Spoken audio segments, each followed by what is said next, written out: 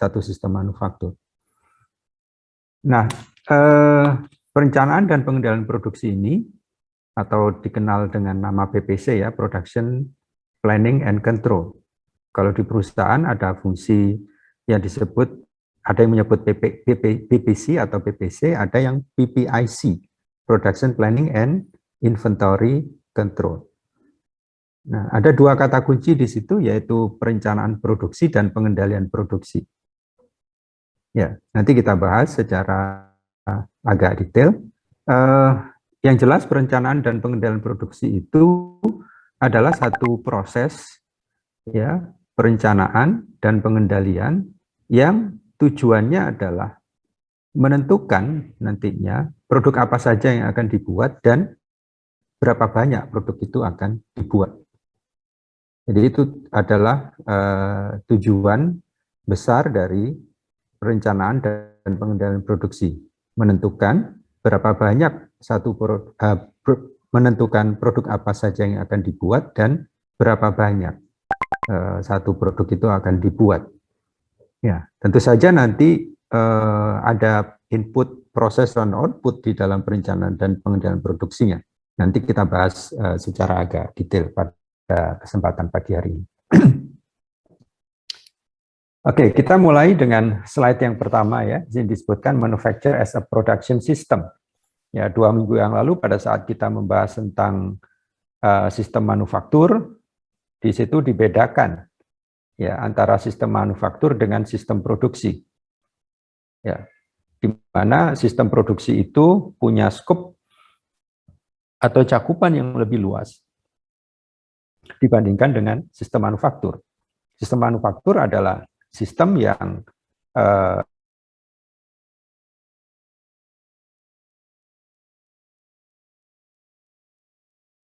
manufaktur, ya, dari raw material sampai produk jadi. Sementara sistem produksi itu lebih luas, ya. Di situ ada fungsi perencanaannya, ada fungsi pengendaliannya, dan seterusnya.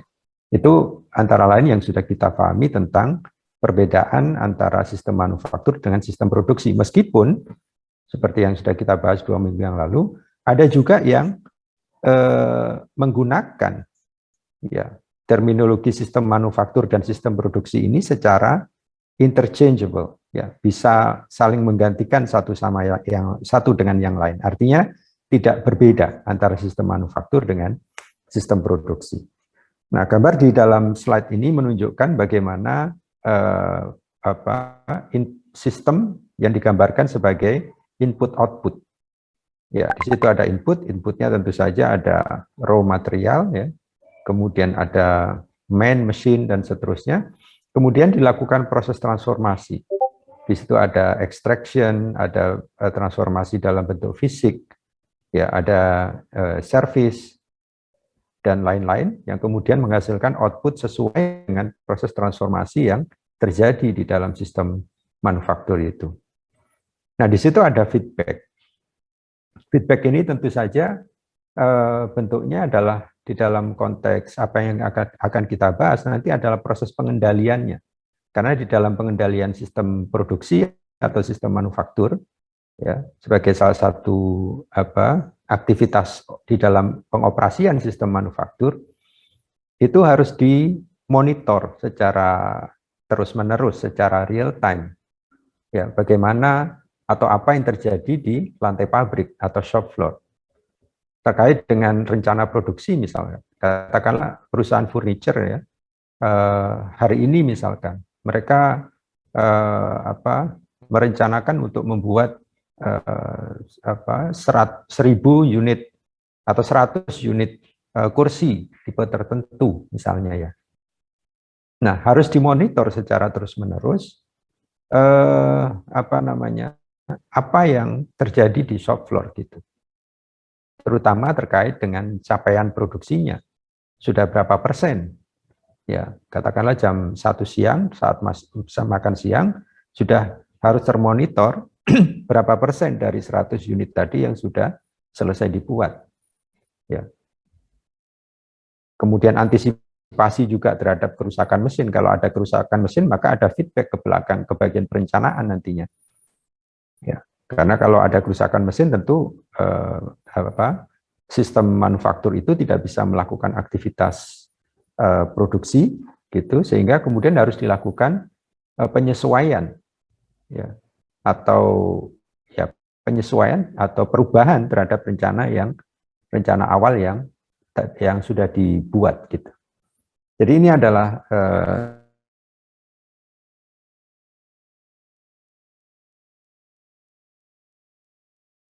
diagram input output ya. Nah, kemudian sistem manufaktur itu punya beberapa sistemik aspek ya, aspek sistemik di dalam sistem manufaktur. Yang pertama adalah aspek struktural. Aspek struktural itu adalah segala sesuatu yang bersifat fisik dari sistem manufaktur. Nah, ini sudah sangat kita kenal ya, ada man, mesin, material, dan seterusnya gitu. Ya, manusia dalam bentuk operator, ya, foreman, kemudian manajer dan seterusnya. Kemudian ada mesin, ya, fasilitas produksi yang dimiliki. Kemudian ada material yang diproses di dalam satu sistem manufaktur. Nah, itu membentuk aspek struktural, termasuk di dalamnya material handling equipment ya, peralatan-peralatan yang digunakan untuk memindahkan material dari satu stasiun kerja ke stasiun kerja yang lain. Apa misalnya ada forklift ya, itu bagian dari aspek struktural. Forklift digunakan untuk memindahkan dari satu stasiun kerja ke stasiun kerja yang lain, atau lebih modern menggunakan AGV. AGV adalah automatic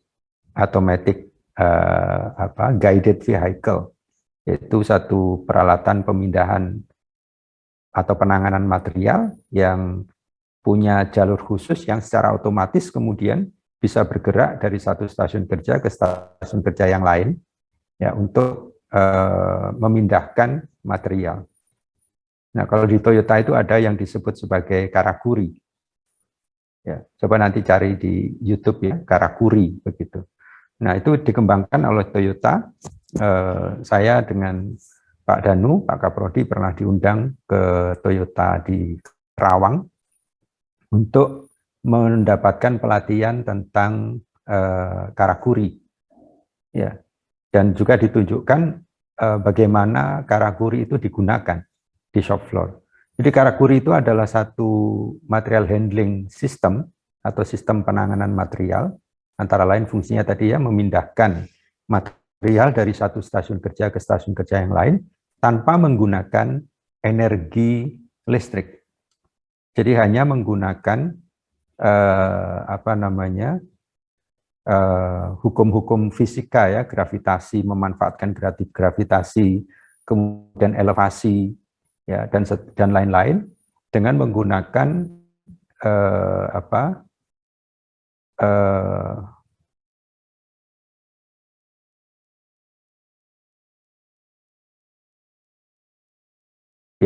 beban ya, kemudian puli dan seterusnya begitu. Itu karakuri. Artinya memang barangkali dari sisi teknologi agak kuno gitu ya. Dari sisi teknologi agak kuno. Tetapi dari sisi concern dunia sekarang dengan emisi karbon, maka itu akan sangat punya dampak yang signifikan gitu. Kenapa? Karena kalau kita menggunakan forklift misalkan, forklift itu pakai bahan bakar, maka nanti ada emisi karbonnya di situ, membahayakan lingkungan juga, ya, orang-orang yang ada di sekitarnya. Nah, bagaimana kalau AGV Pak, kan tidak pakai bahan bakar gitu ya? Iya, tetap dia misalkan menggunakan listrik. Listrik pun di hulunya sana, di pembangkit listriknya, di power plant-nya, itu sebagian besar listrik di dunia itu masih dihasilkan dari pembakaran batu bara, ya, PLTU, pembangkit listrik tenaga uap. Memang secara individu kendaraan listrik misalnya ya, atau listrik yang kita gunakan di rumah itu barangkali tidak menghasilkan emisi karbon, Tetapi di hulunya sana, di power plant-nya, di pembangkit listriknya, itu ada pembakaran batu bara yang menghasilkan sekian ratus atau sekian ribu ton ya karbon, yang itu tentu punya dampak ya terhadap lingkungan di sekitar kita. Ya, kenaikan suhu bumi misalkan, kemudian melelehnya mencairnya ya es di kutub utara gitu, itu merupakan bagian dari dampak emisi karbon.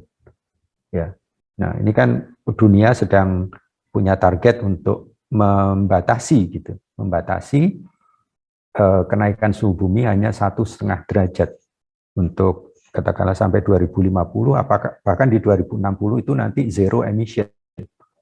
Ya, zero emission itu sangat satu proyek yang ambisius oleh yang diinisiasi oleh banyak negara, termasuk Indonesia ya, itu punya kontribusi dan ambil bagian di dalam proyek besar itu.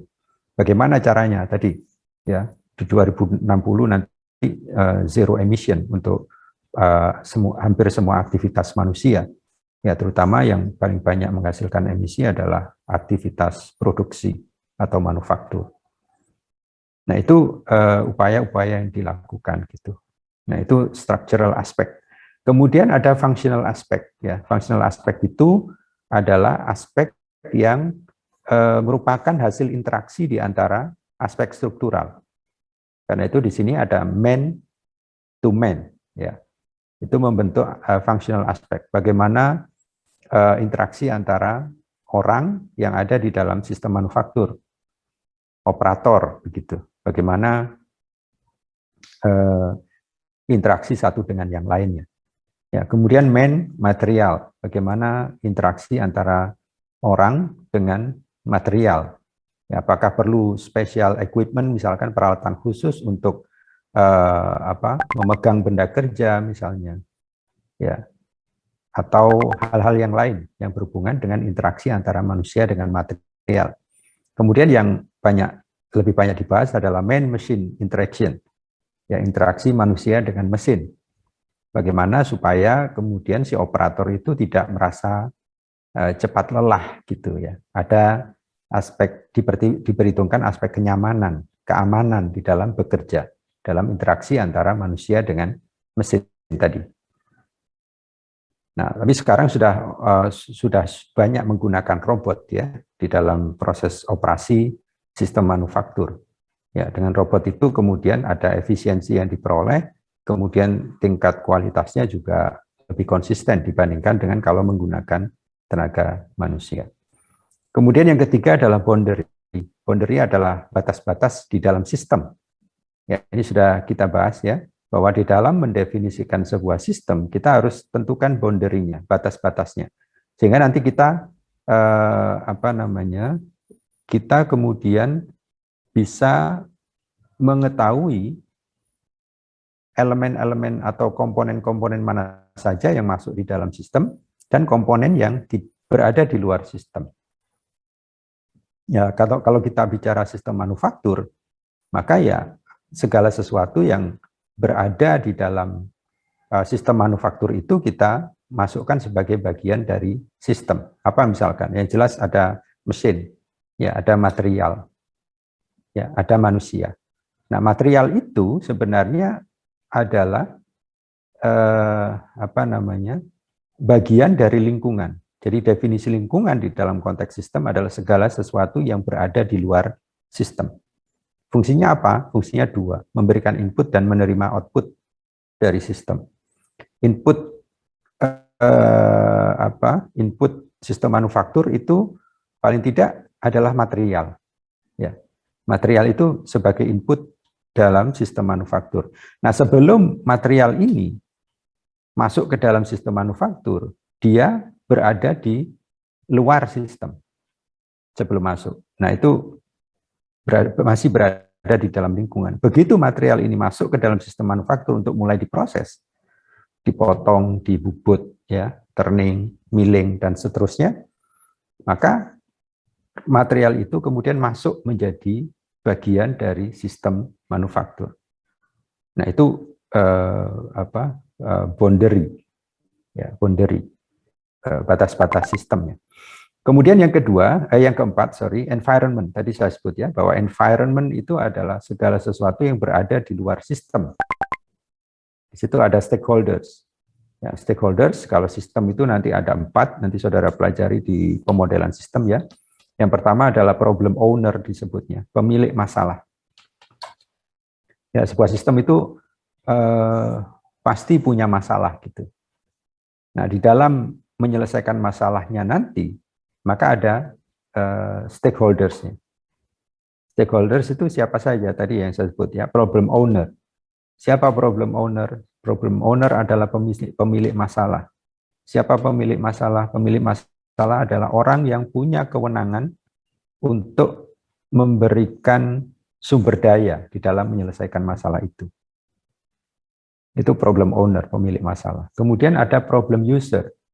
Problem user adalah pengguna masalah. Pengguna masalah adalah orang yang nanti secara langsung menggunakan solusi yang diperoleh untuk dari masalah yang sedang dihadapi gitu. Ya, misalkan terkait dengan sistem manufaktur ya, kita ingin menentukan berapa kecepatan produksinya misalnya.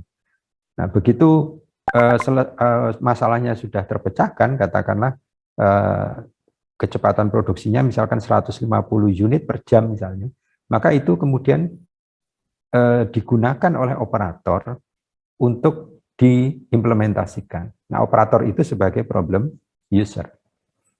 Nah, kemudian yang ketiga adalah problem customer. Siapa problem customer? Problem customer adalah orang yang menikmati benefit atau menikmati manfaat, atau yang merasakan secara langsung akibat dari diimplementasikannya solusi yang diperoleh dari penyelesaian masalah di dalam sistem tadi. Siapa? Kebanyakan adalah customer dari perusahaan itu. Ya. Masalah apapun yang terjadi di dalam sebuah sistem manufaktur, kalau kemudian sudah bisa diselesaikan, solusinya diperoleh dan diimplementasikan, itu hampir pasti itu kemudian punya dampak yang baik kepada customer mereka. Itu yang ketiga, problem customer. Yang keempat adalah problem analis. Siapa problem analis? Problem analis adalah orang atau stakeholders yang diberikan tugas oleh perusahaan untuk menyelesaikan masalah yang terjadi tadi. Nah, problem analis ini bisa dua kategori. Yang pertama, perusahaan bisa meng-hire stakeholders dari luar untuk membantu menyelesaikan masalahnya. Itu yang kita sebut sebagai konsultan. Konsultan itu problem analis. Tugasnya melakukan analisis terhadap sistem untuk memberikan solusi. Atau perusahaan bisa juga membentuk tim secara internal untuk menyelesaikan masalah yang terjadi di dalam sistem yang di dalam sistem tadi yang ada masalah yang akan dipecahkan tadi. Nah, itu stakeholders di dalam sistem ya. Nah, kemudian ada societal. Ya, societal itu adalah community ya, masyarakat yang ada di sekitar perusahaan itu. Itu bagian dari lingkungan. Mereka menjadi sumber dari tenaga kerja ya. Kemudian juga menerima dampak, baik dampak positif maupun negatif dari sistem manufaktur atau sistem yang perusahaan yang lebih besar. Ya. Nah, kemudian ada objektif ya. Objektif itu bisa single, bisa multiple objektif. Objektif siapa? Objektif problem owner tadi. Jadi pemilik masalah itu pasti punya tujuan.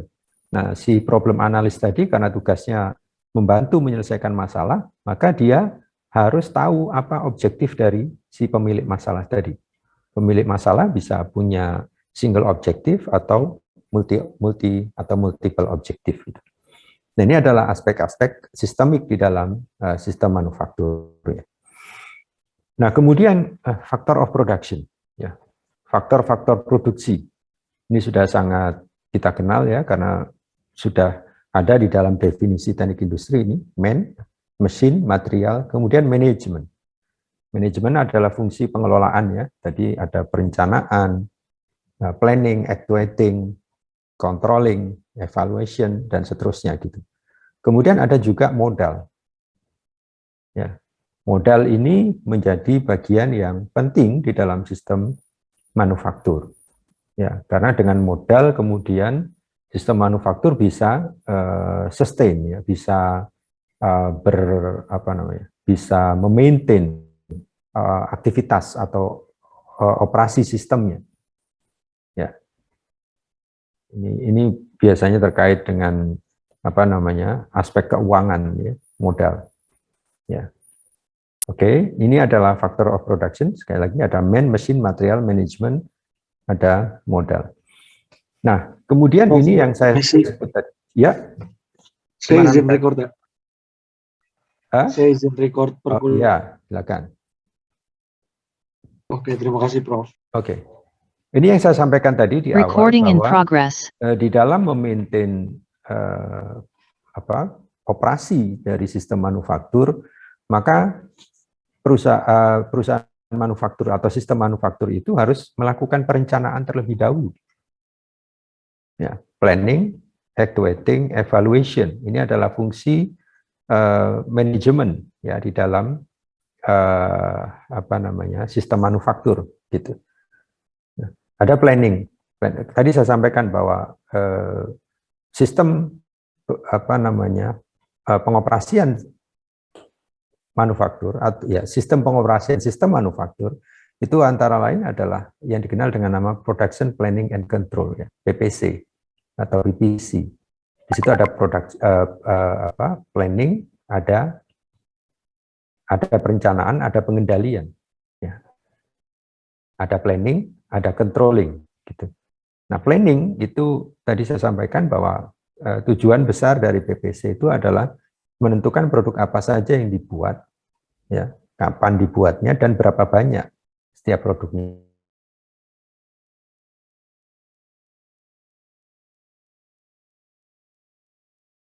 Dan seterusnya. Ya, itu planning. Nah, planning ini begitu selesai dibuat, kemudian diimplementasikan rencana tadi di shop floor, di lantai pabrik. Nah, tentu saja sebelum diimplementasikan rencana tadi, itu harus diverifikasi atau divalidasi. Ya.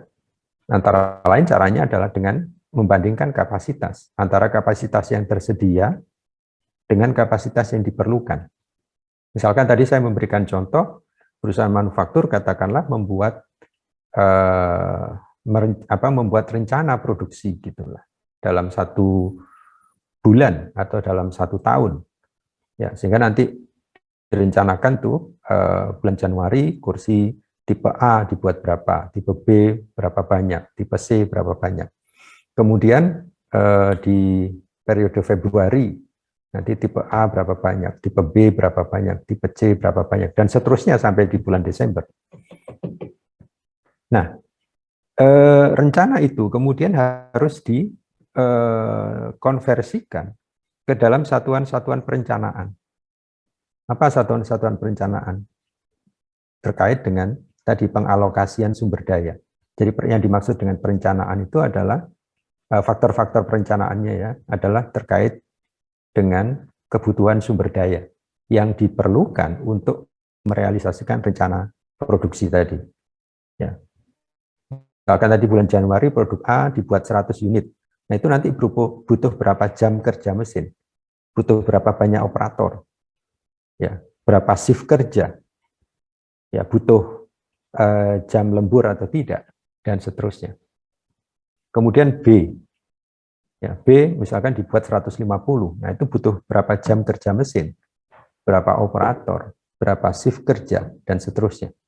Sehingga nanti dalam 1 bulan itu diakumulasikan, dijumlahkan secara keseluruhan. Oh, kalau begitu di bulan Januari tadi 100 produk A atau kursi tipe A, 150 kursi tipe B, kemudian 75 kursi tipe C misalkan, itu butuh secara total dalam 1 bulan butuh katakanlah 50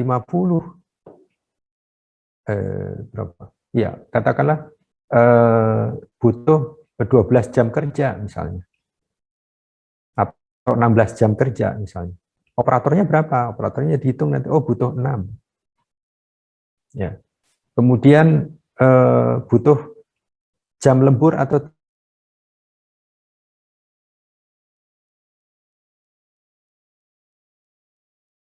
kapasitas yang tersedia.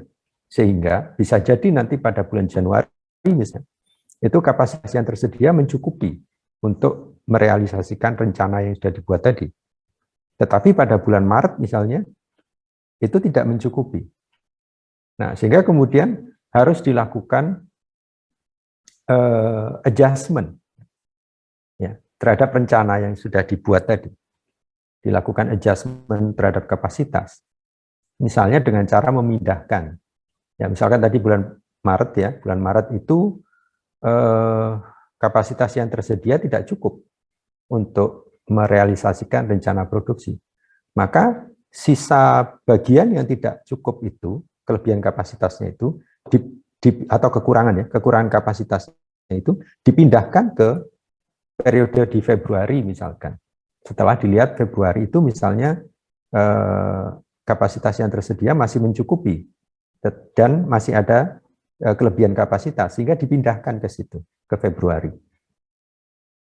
Ya, kemudian dilihat kalau Februari penuh misalnya, dilihat di bulan Maret. Maret masih ada kelebihan kapasitas atau tidak? Kalau ada, pindahkan ke sana. Nah, itu proses validasi ya, untuk melakukan assessment atau evaluasi terhadap rencana yang sudah dibuat, apakah rencana tadi visible atau tidak, layak atau tidak. Gitu. Begitu dinyatakan layak, maka kemudian direalisasikan di shop floor. Nah, di shop floor tentu nanti ada proses pengendalian. Ya, dari perencanaan ada proses pengendalian. Pengendalian itu terkait dengan aspek jadwal, ya, penjadwalan produksi.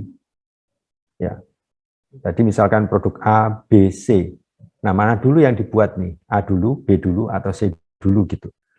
Ya, kemudian di periode berikutnya juga sama nanti di Februari, Maret dan seterusnya. Itu penjadwalan. Kemudian tadi saya sampaikan ada proses monitoring juga terhadap progres pekerjaan yang sedang running di shop floor. Ya, sehingga kemudian bisa terpantau progres pekerjaannya, katakanlah tadi 150 unit tipe A tadi, itu di hari ini misalkan 150 tadi ya, jam 3 sore misalkan terjadi kerusakan mesin misalnya. Maka harus ada proses revisi terhadap rencana yang dibuat, karena kerusakan mesin itu tentu mengganggu proses manufakturnya. Mengganggu proses manufaktur. Ya, sehingga kemudian harus direvisi. Katakanlah kalau proses perbaikannya lama, maka sisa produksi yang belum direalisasikan itu mau tidak mau harus dipindahkan ke keesokan harinya. Ya. Nah, itu butuh revisi di dalam rencana yang sudah dibuat tadi. Nah, itu yang berkaitan dengan pengendaliannya. Jadi ada aspek monitoring, evaluasi juga di dalam prosesnya. Oke. Nah, kemudian ini performance kriteria ya, kriteria kinerja dari sebuah sistem manufaktur. Ya, yang 3 pertama itu boleh disebut sebagai kriteria yang klasik ya atau tradisional yang banyak digunakan oleh sistem manufaktur. Itu dikenal dengan nama QCD, Quality Cost Delivery. QCD, Quality Cost Delivery. Ini juga QCD itu menjadi bagian dari strategi manufaktur perusahaan untuk bisa bersaing. Jadi perusahaan itu kalau mau bersaing dengan kompetitornya, maka mereka harus menghasilkan produk dengan kualitas yang lebih baik, dengan cost yang lebih rendah, dan delivery yang tepat waktu, atau lebih cepat gitu.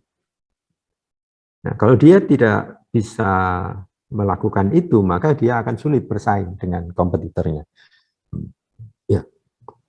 Nah, quality itu berkaitan dengan kualitasnya. Kualitas ini tentu menjadi satu kriteria yang harus selalu dijaga oleh perusahaan, baik mulai dari prosesnya sampai nanti menjadi produk jadi. Ya. Tentu perusahaan tidak ingin produk yang keluar dari sistem manufakturnya itu adalah produk yang cacat.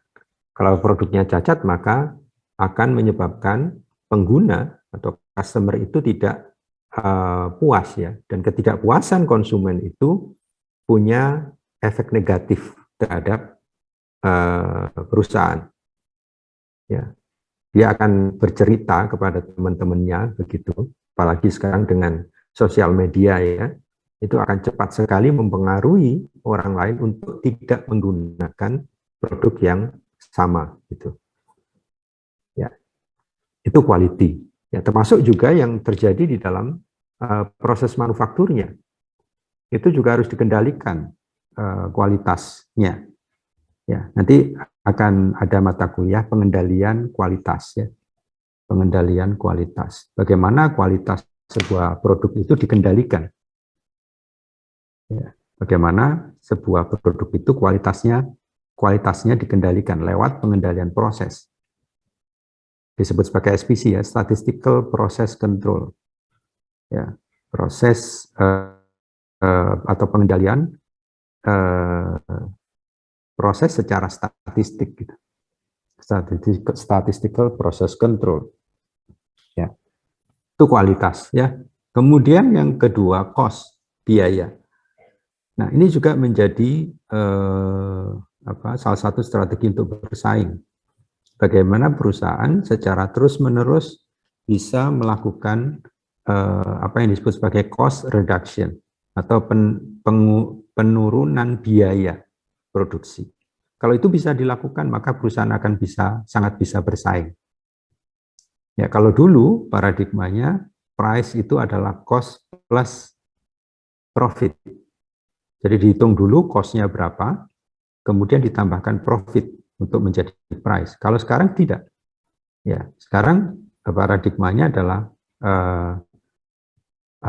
price minus cost. Gitu. Sehingga dengan price yang sama, perusahaan itu akan mendapatkan profit yang lebih besar kalau cost-nya lebih rendah. Ya, karena itu cost menjadi salah satu hal yang harus diperhatikan. Nah, kalau di perusahaan-perusahaan itu ada yang disebut sebagai cost control ya, cost control. Itu ada beberapa alumni yang bekerja di perusahaan manufaktur di bagian ini, cost control. Jadi bagaimana mengendalikan biaya. Ya. Yaitu tadi dengan turunnya biaya, maka kemudian bisa mendapatkan keuntungan yang lebih besar dengan price yang sama. Ya, kemudian yang ketiga delivery, pengiriman. Pengiriman ini salah satu kriterianya atau ukurannya adalah ketepatan dan kecepatan pengiriman, terutama ketepatan pengiriman ya. Mana perusahaan manufaktur itu bisa mengelola operasinya yang terjadi di sistem manufakturnya sehingga kemudian proses pengirimannya berjalan dengan baik. Artinya meminimalkan terjadinya keterlambatan di dalam pengiriman produk jadi sampai nanti ke tangan konsumen atau pelanggan. Yaitu delivery. Kemudian yang keempat flexibility. Flexibility terkait dengan misalnya flexibility dalam hal kapasitas misalnya, atau dalam hal kemampuan perusahaan itu untuk bisa menghasilkan berbagai macam jenis produk, yaitu flexibility. Kemudian yang terakhir adalah safety. Safety ini menjadi hal yang penting karena berurusan dengan manusia. Di dalam sistem apapun maka manusia yang menjadi yang menjadi kunci atau pemain utamanya ya, sehingga safety itu menjadi hal yang yang harus dijaga sisi keamanannya. Untuk siapa ya? Tentu saja untuk manusia ya. Kalau terjadi kecelakaan kerja, maka itu tidak hanya mengganggu sistem manufaktur di dalam pengoperasiannya, tetapi juga menimbulkan dampak yang lebih besar ya buat perusahaan dari sisi persepsi ya, aspek keselamatan perusahaan itu di masyarakat gitu. Nah ini tadi safety antara lain tadi ya, kalau kita bicara sistemik aspek tadi itu ada yang terutama yang fungsional ya, ada interaksi man dengan man, kemudian man machine gitu, dan yang lainnya gitu. Itu harus dijaga sehingga kemudian aspek safety-nya menjadi perhatian ya, utama di dalam perusahaan. Nah, kemudian ini vertical linkage ya, bagaimana aspek operasi sistem manufaktur tadi kemudian berkaitan atau bisa dikaitkan dengan level perencanaan yang paling tinggi di dalam perusahaan, yaitu level korporasi. Ya, tentu korporasi sebagai sebuah sistem besar itu punya tujuan, ya, punya tujuan. Nah, tujuannya itu kemudian dinyatakan dalam bentuk ukuran-ukuran tertentu yang untuk mencapai ukuran-ukuran tadi, misalnya profitnya naik berapa persen misalkan, kemudian market share-nya dan seterusnya. Nah, untuk mencapai tujuan itu tentu butuh strategi, Nah, perencanaan dan strategi itu punya hierarki. Hierarkinya seperti ini. Jadi yang level yang paling tinggi, level perencanaan itu nanti punya strategi yang disebut sebagai corporate strategy, ya, strategi tingkat korporasi. Kemudian ada business strategy. Ya, sebuah perusahaan itu di dalam mencapai tujuannya tentu harus berbisnis kan gitu. Bagaimana strategi bisnisnya untuk mencapai tujuan korporasi tadi. Kemudian functional strategy, itu bicara strategi yang lebih fungsional di setiap bagian. Nah, kemudian yang paling rendah levelnya itu adalah level operation production management. Secara umum, nanti perencanaan itu terbagi ke dalam 3 bagian. Yang pertama adalah strategi ya, perencanaan strategis, kemudian taktikal, yang terakhir adalah operasional. Yang perencanaan strategis itu ada di level korporasi dan strategi bisnis paling tidak.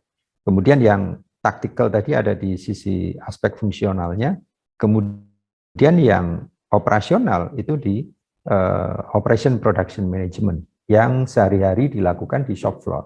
Nah, itu operasional. Jadi kemudian bisa dilihat kembali atau di-trace dengan kemudian bahwa apa yang terjadi di shop floor itu pada akhirnya nanti dilakukan untuk mencapai tujuan perusahaan sesuai dengan strategi yang sudah dibuat di setiap level perencanaannya. Oke, silakan kalau ada pertanyaan, barangkali ada pertanyaan.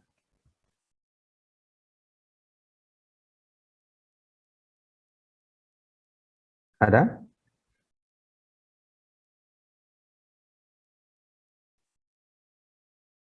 Ngantuk ya, enggak ya? Grace Barus. Halo Grace. Ya Pak.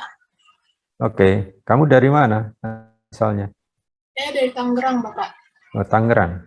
Barus itu nama keluarga kan ya? Iya Pak, nama marga. Dari mana itu? Dari Karo Pak, Batak Karo. Oh, Batakaro. Batakaro. Batakaro. Karo itu di mana ya? Salah satu suku di Medan Pak. Bukan Toba ya, bukan di Toba ya. Ada juga Pak Batak Toba, ada Batak Karo. Oke. Barus. Oke, ada pertanyaan? Grace? Saya belum Pak. Oke. Oke, saya lanjutkan ya. Nah, ini adalah pengoperasian sistem atau sistem operasi di dalam manufaktur ya, di dalam sistem manufaktur. Di situ yang pertama adalah ada target penjualan, kemudian target produksi, ada jadwal produksi. Jadi di dalam aktivitas pengoperasian sistem manufaktur tadi saya sampaikan bahwa perlu atau harus dilakukan apa yang disebut sebagai perencanaan pengendalian produksi. Ya, nanti di slide setelahnya kalau tidak salah ya, sorry. Ya, ini nanti kita bahas ya. Jadi pengoperasian sistem manufaktur itu digerakkan oleh rencana. Yang rencana itu antara lain bisa dinyatakan dalam bentuk target. Target apa? Target penjualan. Ya, penjualan kursi tadi targetnya berapa? Ya, dalam setiap bulannya gitu. Nah, itu nanti target penjualan itu tentu ada di, kalau kita bicara fungsional, ada di bagian marketing misalnya ya. Itu yang punya target penjualan. Nah, kemudian target penjualan itu dievaluasi oleh bagian produksi. Bisa dipenuhi nggak targetnya itu untuk setiap bulannya gitu. Melihat kondisi pabrik yang ada sekarang. Kapasitasnya, kemudian kondisi mesinnya, dan seterusnya, begitu ya, harga materialnya barangkali. Nah, tentu target penjualan itu barangkali pada beberapa periode itu tidak bisa dipenuhi. Ya. Sehingga kemudian target penjualan itu turun menjadi rencana yang lebih realistis gitu ya. Yang di sini disebut sebagai target produksi. Ya, namanya target itu kan rencana ya, equal dengan rencana. Nah, target produksi itu kemudian tentu tadi ya di shop floor atau sebelum masuk ke shop floor itu dilakukan verifikasi dan validasi tadi yang saya sampaikan, yang sudah saya jelaskan, dengan membandingkan antara membandingkan antara kapasitas yang diperlukan dengan kapasitas yang tersedia.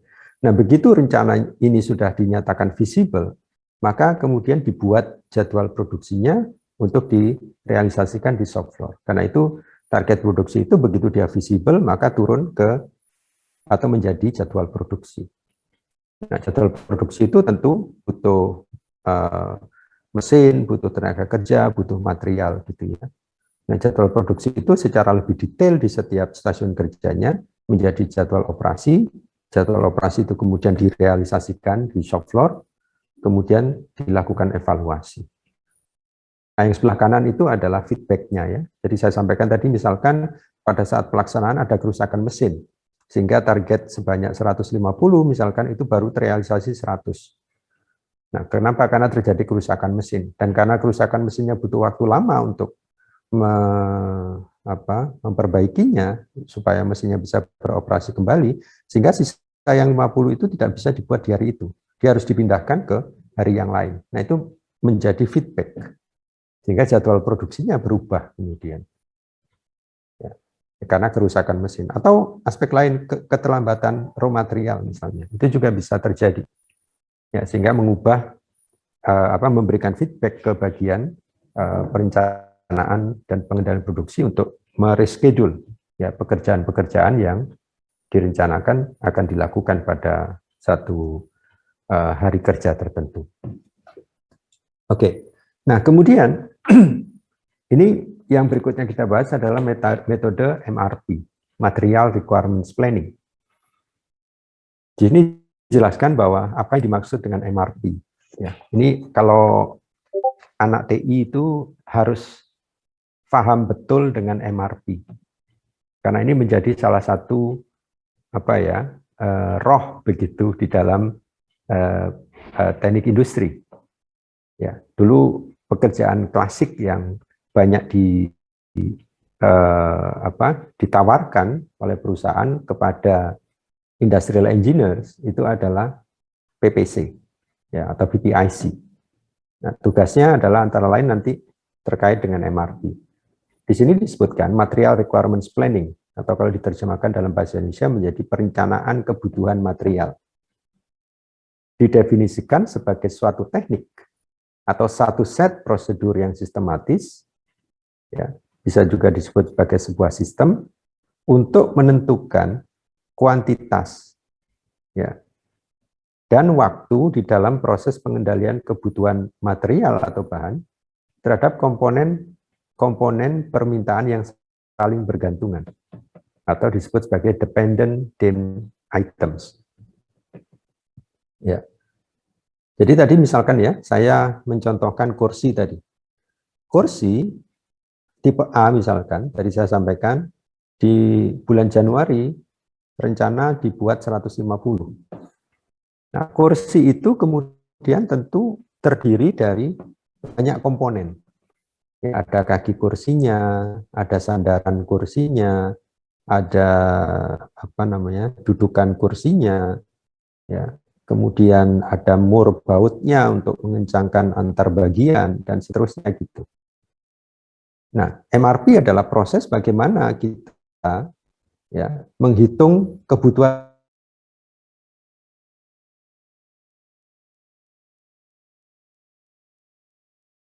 disebut sebagai bill of material.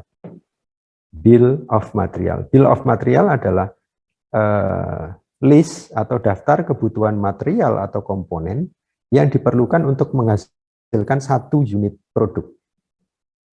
Ya, kalau yang tipe A tadi, kursi tipe A katakanlah tentu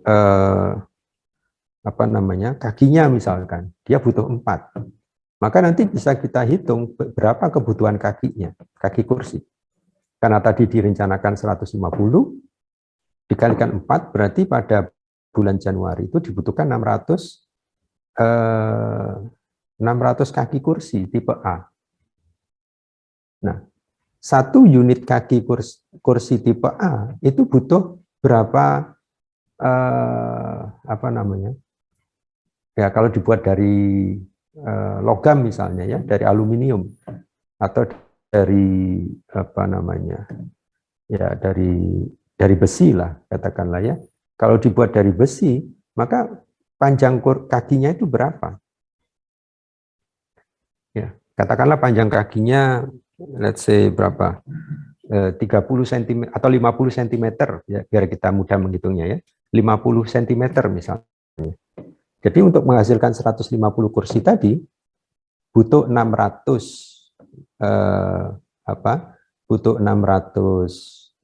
kaki, karena satu kursi butuh 4. Kemudian 4 kaki kursi tadi butuh berapa meter bahan baku besinya. Tadi 50 cm, berarti 50 cm kali 600. Ya. Berapa tuh? 50 kali 600. 30.000 cm atau 300 meter ya. Ya, 300 meter. Sehingga nanti perusahaan harus membeli pada bulan Januari itu 500 meter untuk tipe A. Nanti tipe B kita lakukan hal yang sama, kita hitung juga. Kita jumlahkan secara total sehingga nanti kita tahu, oh pada bulan Januari ini untuk menghasilkan tipe A, B, dan C dibutuhkan besi sebanyak sekian meter, sekian ratus atau sekian ribu meter misalnya. Nah, itu material requirements planning. Jadi bagaimana satu teknik atau satu sistem yang digunakan untuk menghitung kebutuhan material. Ya, sehingga nanti tahu kapan material itu dibutuhkan, kapan harus dipesan, ya, kapan harus diproduksi, dan seterusnya. Nah, kemudian di sini dikenalkan yang disebut sebagai dependent demand items. Jadi kalau ada dependent pasti ada independent ya. Yang independent demand items itu adalah kebutuhan terhadap produk akhir ya, produk jadi atau disebut nanti sebagai end items. Ya, itu independent demand. Kalau yang dependent demand itu adalah permintaan komponen atau produk dari satu stasiun kerja ke stasiun kerja yang lain. Karena saling berhubungan, bergantungan satu dengan yang lain, maka dia disebut sebagai dependent demand items. Kalau yang end items tadi dia tidak tergantung kepada apapun. Ya, itu berkaitan dengan aspek eksternal, yaitu pasar. Ya, sehingga dia disebut sebagai independent demand. Nah, kemudian di sini dijelaskan bahwa MRP is a production planning and inventory control system. Ya, di sini disebut sebagai sistem, sementara di yang tadi dia disebut sebagai satu teknik ya atau set prosedur yang sistematis. Jadi MRP itu adalah sistem perencanaan pengendalian produksi. Ya. Nah, kemudian tentu MRP itu sudah dibuat dalam bentuk software ya, sehingga tidak perlu kemudian dihitung secara manual kebutuhan materialnya. Ya. Dan nanti pada saat saudara ketemu dengan mata kuliah perencanaan pengendalian produksi di semester 5 tentu diberikan manualnya ya, bagaimana menghitungnya gitu. Tetapi begitu nanti saudara bekerja di perusahaan, tentu sudah ada software yang mempermudah prosesnya. Nah, kemudian MRP was created to tackle the problem of dependent demand. Dependent demand itu sekali lagi kebutuhan yang antar stasiun kerja untuk menentukan how many of a particular component is required. Ya, untuk menentukan berapa banyak komponen tertentu itu dibutuhkan dengan diketahuinya the number of finished products. Jadi itu MRP. Mekanismenya seperti ini. Jadi mekanismenya seperti ini.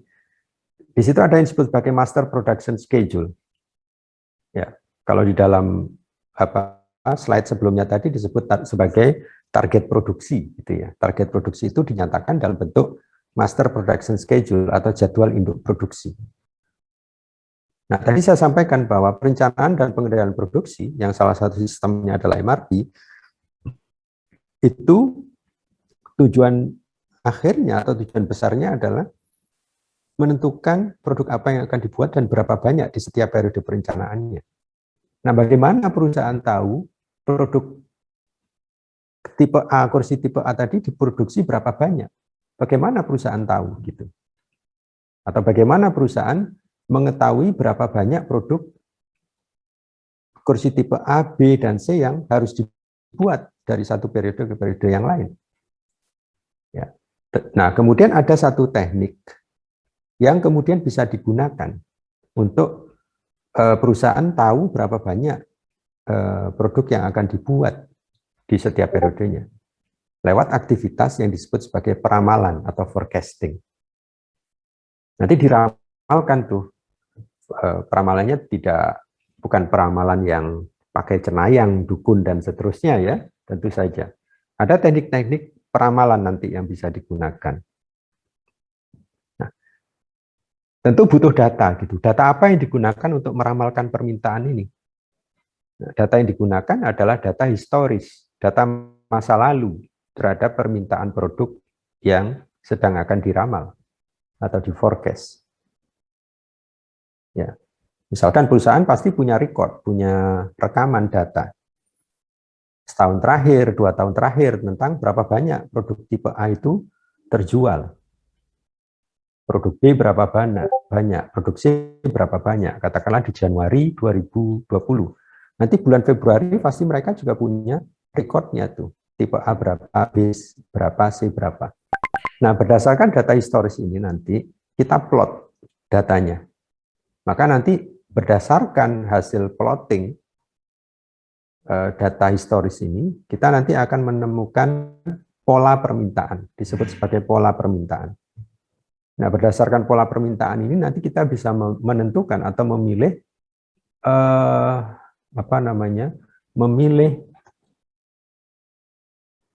teknik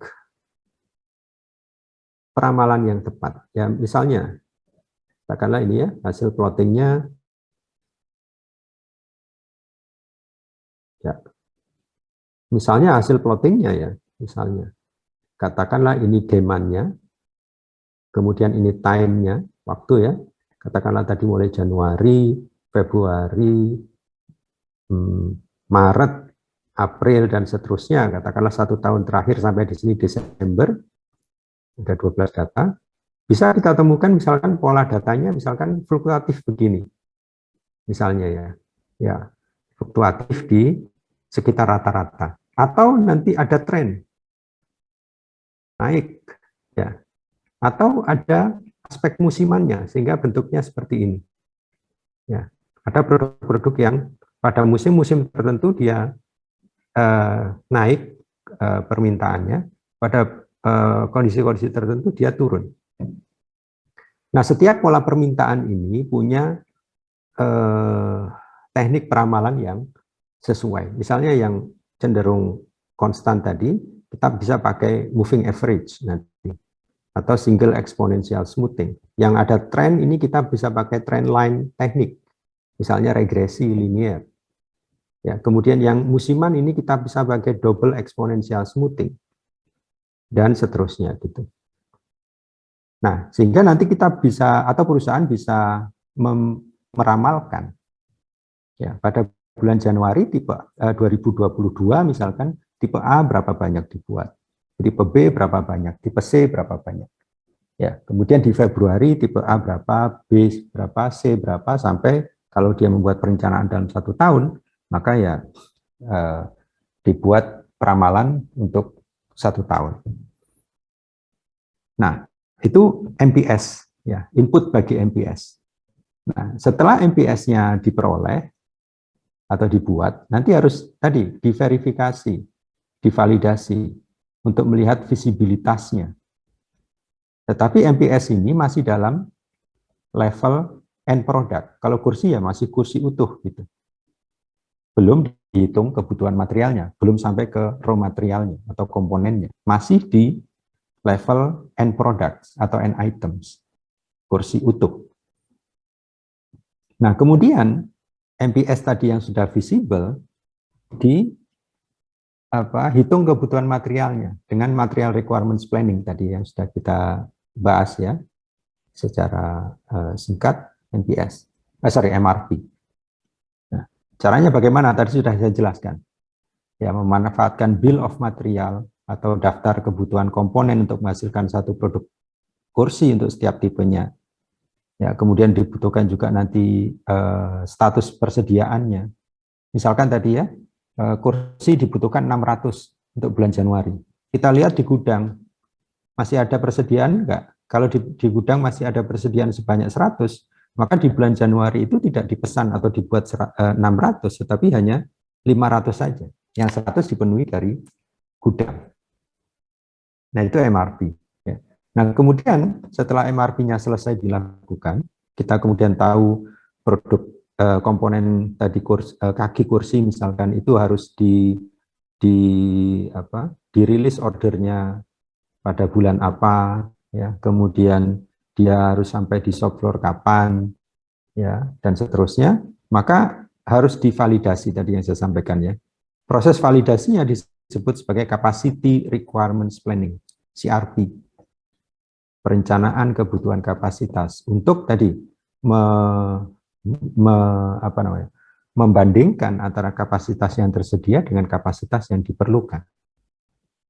Ya, sehingga kemudian kalau ada pada periode-periode tertentu kapasitas yang tersedia itu tidak mencukupi untuk merealisasikan MRP, maka dilakukan adjustment, capacity adjustment, penyesuaian kapasitas. Bagaimana caranya tadi?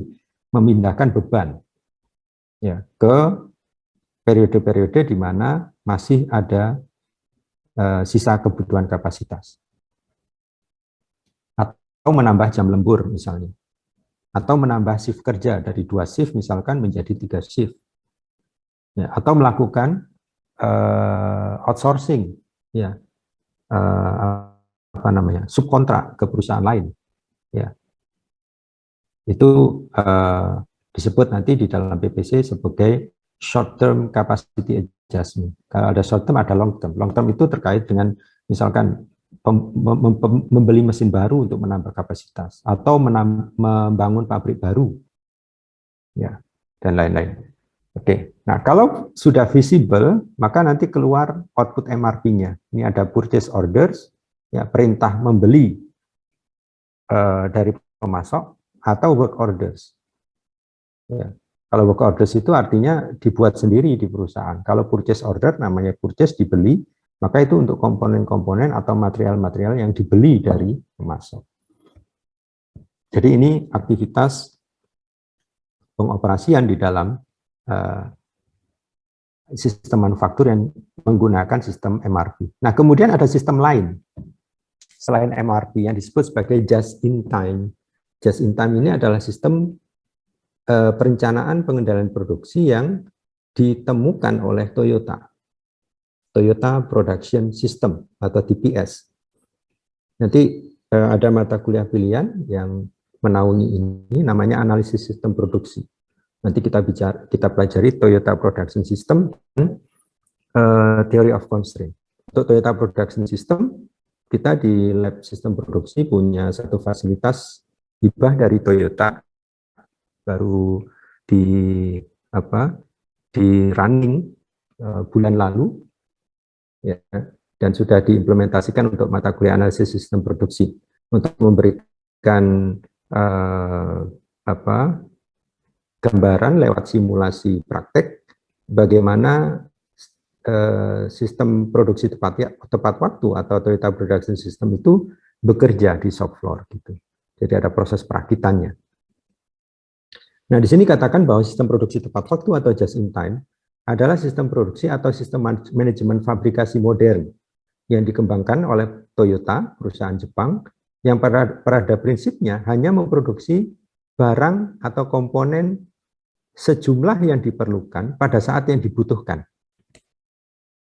Jadi kalau MRP tadi, dia masih membolehkan produk atau komponen itu dibuat pada saat tidak dibutuhkan.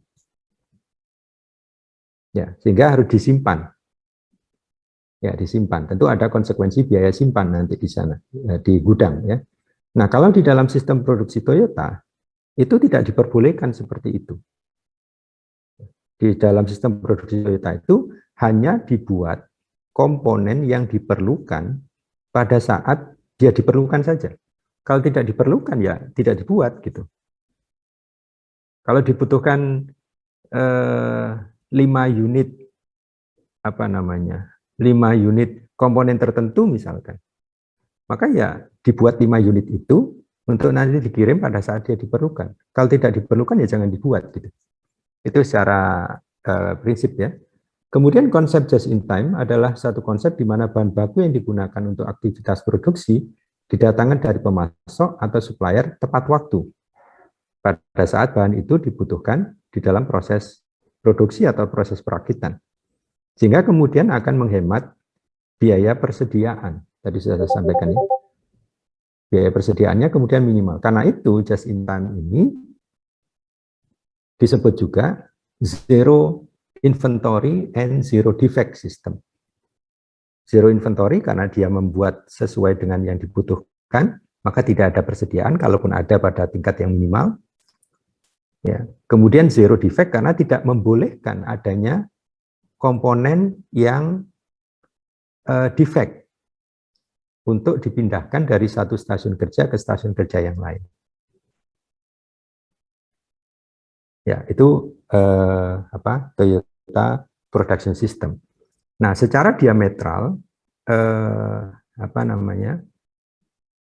just in time ini nanti disebut sebagai pull system, yang MRP tadi disebut sebagai push system. Kenapa disebut sebagai pull system untuk JIT atau just in time? Karena perencanaan produksi itu dilakukan ya awalnya dimulai dari proses perakitan. Jadi yang direncanakan terlebih dahulu adalah proses perakitannya. Kemudian proses perakitan itu memicu kebutuhan terhadap dependent demand item ke stasiun kerja sebelumnya. Nah, stasiun kerja sebelumnya itu kemudian akan menarik ya dari stasiun kerja yang sebelumnya lagi dan seterusnya sampai ke gudang material gitu. Nah, karena itu disebut sebagai pull system. Sistem tarik. Dia direncanakannya bahasa kita dari kepala. Ya. Nah, dari downstream.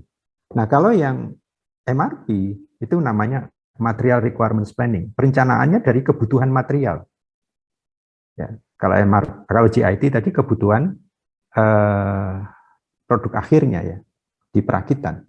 Nah, kalau MRP itu kebutuhan material yang dihitung. Sehingga dia perencanaannya dari bagian hulunya di upstream. Ya, karena perencanaannya di bagian hulu, maka dia didorong gitu. Karena itu disebut sebagai push system. Nah, ini perbedaan antara JIT atau Toyota Production System dengan Material Requirements Planning atau MRP. Kemudian ini ada 7 jenis pemborosan yang banyak terjadi di sistem manufaktur. Ini adalah salah satu terminologi sebenarnya yang diinisiasi oleh Toyota Production System ya. Nah, sekarang menjadi satu bagian atau kajian yang tersendiri yang disebut sebagai Lean Manufacturing. Lean Manufacturing adalah satu konsep manufaktur untuk mengidentifikasi dan meminimalkan terjadinya pemborosan-pemborosan yang banyak terjadi di sistem manufaktur. Apa saja pemborosannya? Satu, overproduction. Kemudian waiting time, menunggu. Menunggu itu unproductive time, ya. Menunggu itu tidak memberikan nilai tambah kepada dalam proses manufaktur, sehingga harus diminimalkan. Transportasi tadi, memindahkan material dari satu stasiun ke stasiun yang lain, itu juga harus diminimalkan karena dia unproductive time. Kemudian ada processing time, ya. Kemudian material atau komponen yang disimpan di gudang, nanti disebut sebagai over inventory. Ya, kemudian gerakan, ya, gerakan perakitan, gerakan tangan pada saat atau proses perakitan itu gerakannya diminimalkan, jumlah gerakannya. Kalau bisa diminimalkan, maka akan ada penghematan waktu di dalam proses perakitan. Kemudian defect, itu juga bagian dari waste atau pemborosan. Nah, itu nanti diidentifikasi dari satu sistem manufaktur dengan lean manufacturing, diidentifikasi pemborosannya apa saja yang terjadi. Nah, nanti aktivitas itu dikategorikan ke dalam 2 kelompok besar. Yang pertama disebut sebagai value added activity atau aktivitas yang memberikan nilai tambah. Kemudian yang kedua, non value added activity, aktivitas yang tidak memberikan nilai tambah. Ya. Sehingga yang non value added activity ini harus dihilangkan, dieliminasi. Atau kalau tidak bisa dieliminasi 100%, maka dikurangi, dilakukan direduksi untuk meningkatkan efisiensi dan melakukan penghematan terhadap sistem manufaktur secara keseluruhan dari sisi cost-nya. Ya. Nah, yang non value added activity ini nanti ada yang memang benar-benar non value added yang tadi saya sampaikan harus dihilangkan, kalau tidak bisa dihilangkan 100% ya dikurangi. Kemudian ada yang necessary non value added. Necessary non value added itu adalah aktivitas di dalam proses atau sistem manufaktur yang sebenarnya dia tidak memberikan nilai tambah, tetapi harus dilakukan. Apa misalkan transportation. Transportation itu kalau tidak dilakukan, itu non value added, tetapi kalau tidak dilakukan, maka completion atau keseluruhan proses manufakturnya tidak bisa dilakukan sampai selesai gitu. Nah, sehingga necessary non value added activity itu masih boleh ada di dalam sistem manufaktur. Tetapi tadi harus dikurangi ya, seminimal mungkin. Kemudian ini elemen-elemen just in time, ada setup time reduction atau pengurangan waktu setup. Nah, berbeda dengan MRP, kalau MRP ukuran lotnya itu besar. Ukuran lotnya. Ukuran lot itu adalah ukuran yang ekonomik, yang paling murah biayanya terhadap satu komponen tertentu. Ya, ukuran lot. Misalkan dalam satu lot untuk produk apa ya? Contohnya apa ya? Kursi tadi ya. Katakanlah tipe A, B, C tadi beda-beda bentuk kakinya misalnya. Nah, ukuran lot untuk kaki kursi ini misalkan 500 gitu. Maka kalau ada kebutuhan membuat kaki kursi tipe A, maka di dalam sekali pembuatan itu dibuat sebanyak 500. Nah, itu disebut sebagai ukuran lot. Nah, setelah itu kemudian dia berpindah. Setelah selesai satu lot 500, maka kemudian dia berpindah untuk menghasilkan kaki kursi tipe B. Katakanlah ukurannya 300. Maka nanti dia dibuat 300. Seukuran satu lot ini. Nah, perpindahan komponen dari kaki kursi A ke kaki kursi B itu disebut sebagai setup. Ya, tentu butuh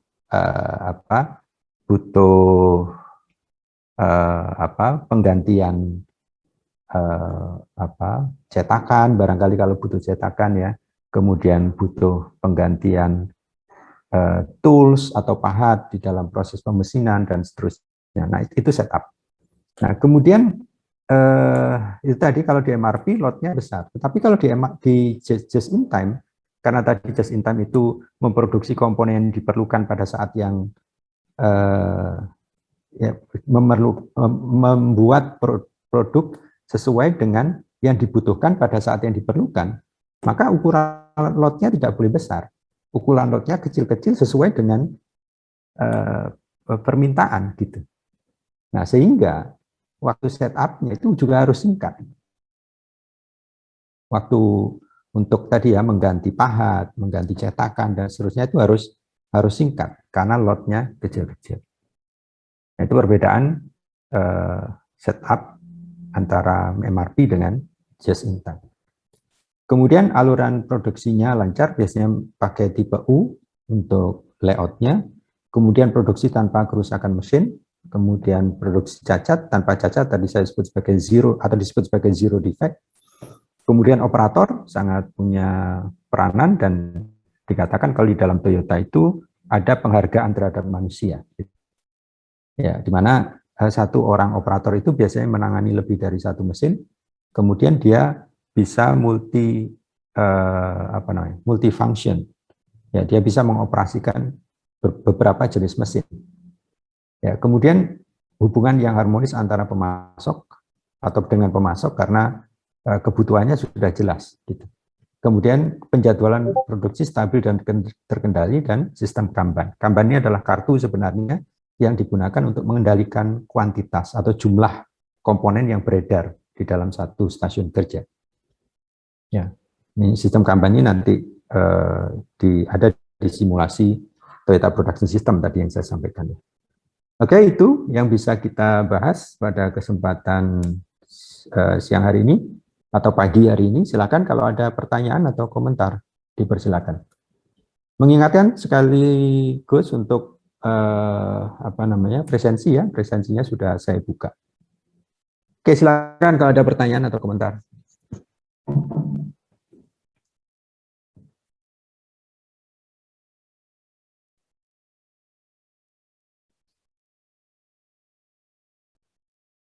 Silakan.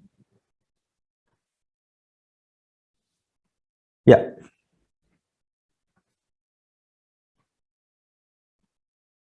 Mengganggu proses?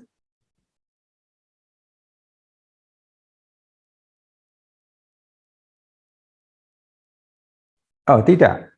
Jadi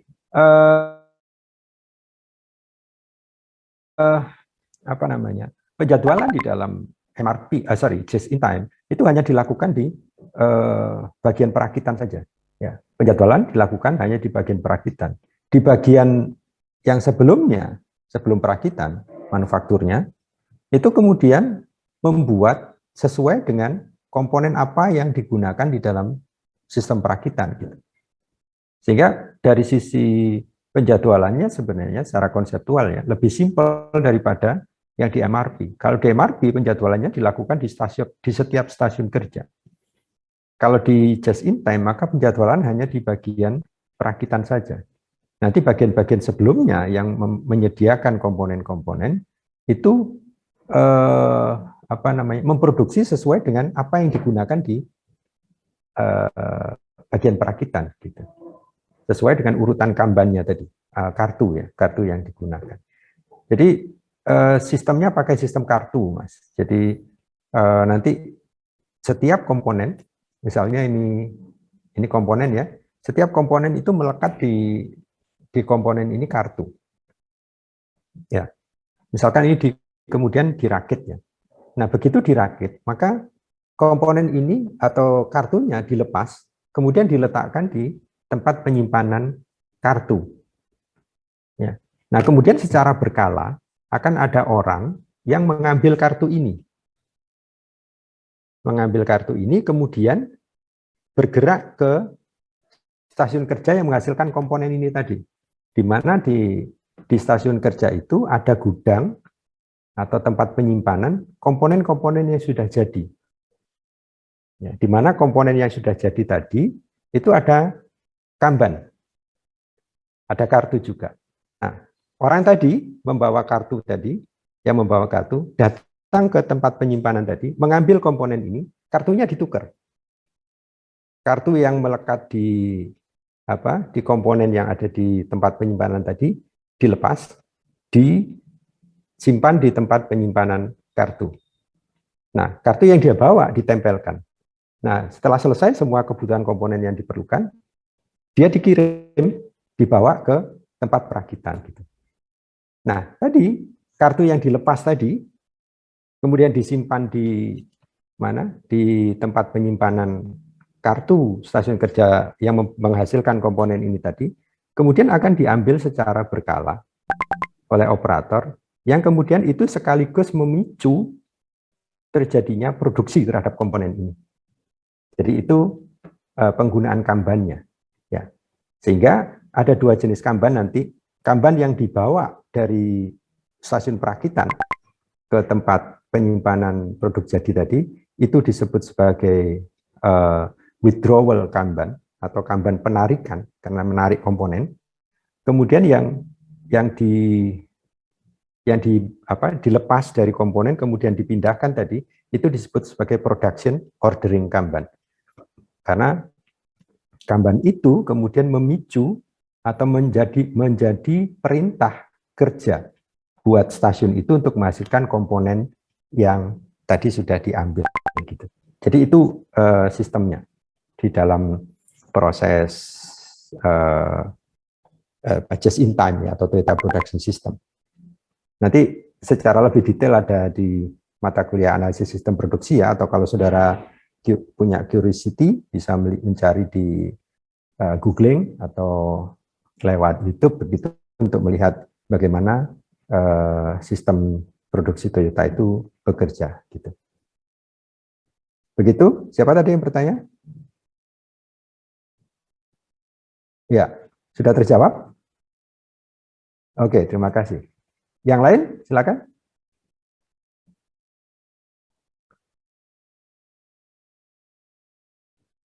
Tidak ada? Izin bertanya, Pak. Yuk, silakan Raffi.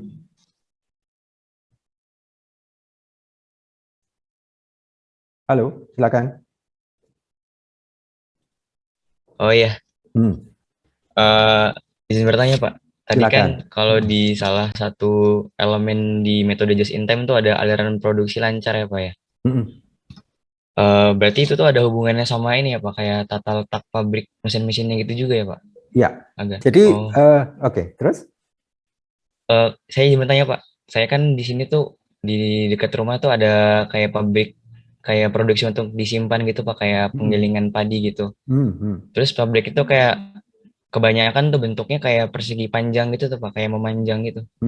Apa emang paling sesuai itu kalau produksi untuk disimpan tuh emang memanjang gitu, apa sebenarnya boleh yang lain, misalnya bentuk lain misalkan kayak kotak biasa aja gitu.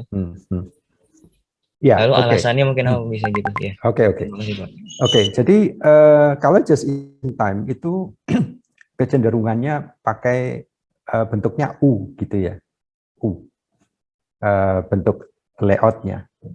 Nah, kalau pabrik penggilingan padi itu barangkali dari satu proses ke proses berikutnya itu berurutan gitu ya, memanjang tadi disebutnya.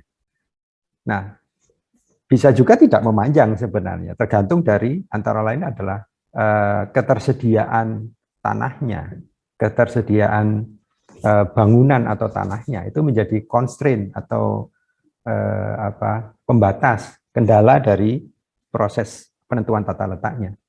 Ya kalau misalkan tadi memanjang ternyata bangunannya tidak memenuhi syarat kan berarti tidak bisa memanjang terus gitu, sehingga mungkin bergerak ke mana, ke arah L gitu ya, bergerak ke arah sana sampai nanti menjadi produk jadi gitu.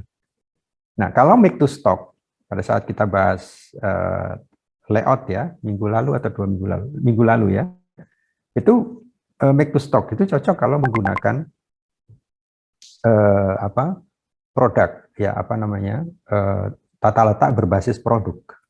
Jadi setiap lini itu dedicated untuk satu produk tertentu. Nah kalau yang make to order ya, make to order itu perusahaan yang membuat berdasarkan pada order yang datang. Nah itu akan sangat sesuai kalau menggunakan proses layout. Tetapi kalau tadi ya alirannya apakah bentuknya lurus saja, kemudian L atau U atau bentuk yang lain, itu antara lain tergantung dari ketersediaan ruang atau space yang ada di dalam pabrik yang sedang akan dirancang tata letaknya ini. Itu barangkali Mas Raffi. Kalau bicara tadi ya, tadi ditanyakan tentang kelancaran produksi.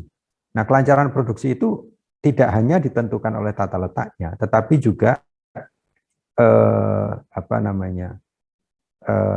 waktu siklus. Waktu siklus itu adalah waktu siklus atau waktu stasiun kerja. Waktu stasiun kerja itu adalah berapa lama satu komponen itu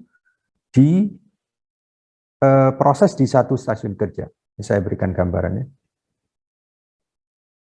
Katakanlah ya, ada satu komponen yang diproses di 3 stasiun.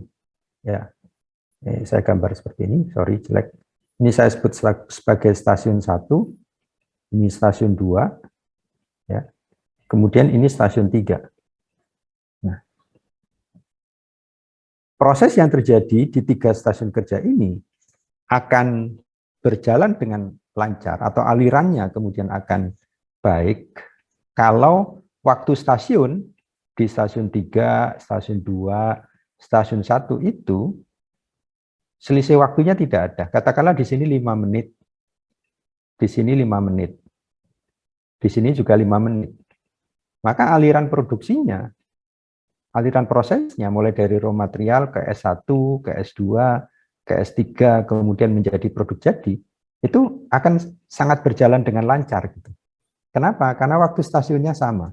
Begitu waktu stasiunnya berbeda, misalkan di sini tidak 5 ya, misalkan di sini 7, kemudian di sini 3, maka ini akan ada masalah. Kenapa? Ini akan menjadi stasiun kerja yang paling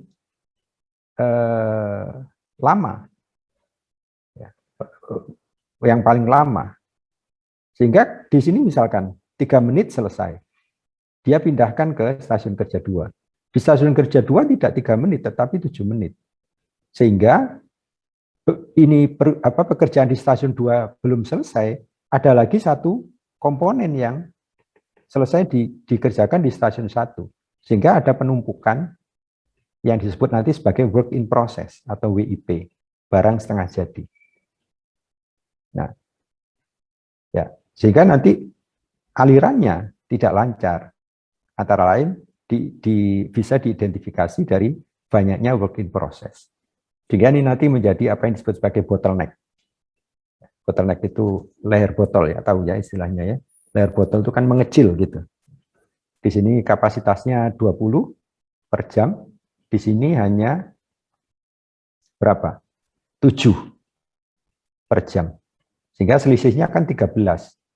Sehingga paling tidak, hitungan kasar ya, akan ada 13 work in process di antara stasiun kerja 1 dan stasiun kerja 2.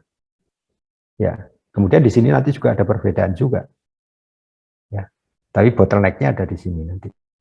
Nah, itu antara lain kelancaran produksi ya, atau nanti disebut sebagai aktivitasnya disebut sebagai